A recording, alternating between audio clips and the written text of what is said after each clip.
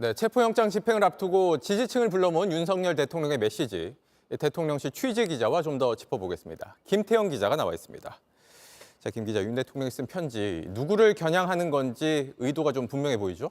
네, 어제 윤 대통령의 메시지 중에 가장 눈에 띄는 건 바로 애국 시민입니다. 네. 극우 성향의 유튜브 채널이나 보수 집회 현장에서 자주 등장하는 표현이죠. 지금 한남동 관저를 둘러싸고 윤 대통령 탄핵 반대 집회에 참석하고 있는 세력들을 가리키고 있는 걸로 보입니다. 네. 윤 대통령은 이 실시간 생중계 유튜브를 통해 보고 있다면서 이 애국 시민이란 단어를 썼습니다.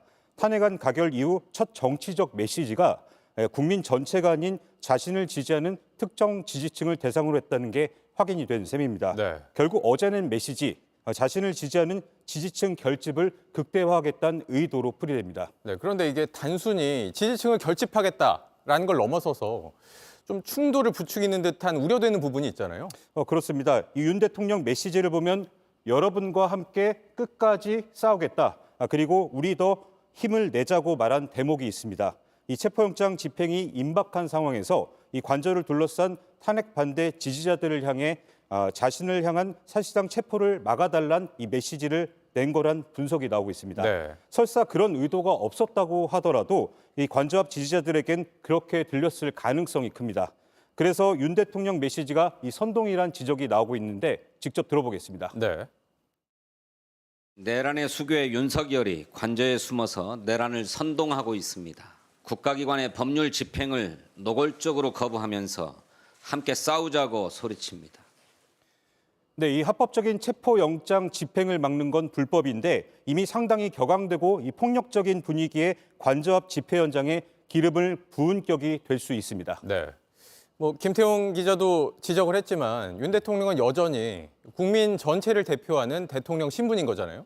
그런데 편지 내용을 보면 과연 여기에 대한 고민이 있을까 싶은 내용들로 채워졌어요.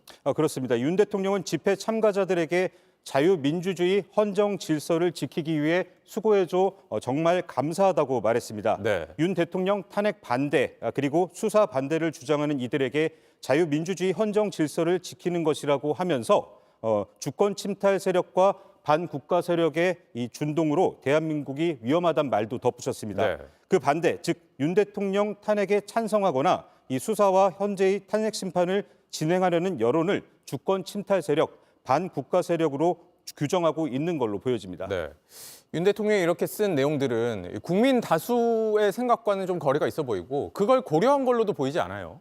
네, 맞습니다. 이 가장 최근에 나온 여론조사를 보면 헌법재판소가 이 윤 대통령 탄핵을 인용, 즉 파면해야 한다는 응답자가 70%로 집계가 됐습니다. 네. 다른 언론사들도 신년 기획으로 여론조사를 했는데 거의 비슷하게 나왔습니다.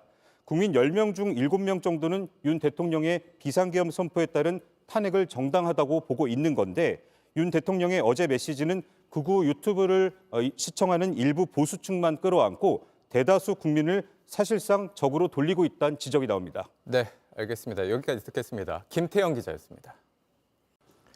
JTBC 뉴스를 시청해 주신 여러분 고맙습니다. 저희는 저녁 6시 50분 뉴스룸에서 뵙겠습니다.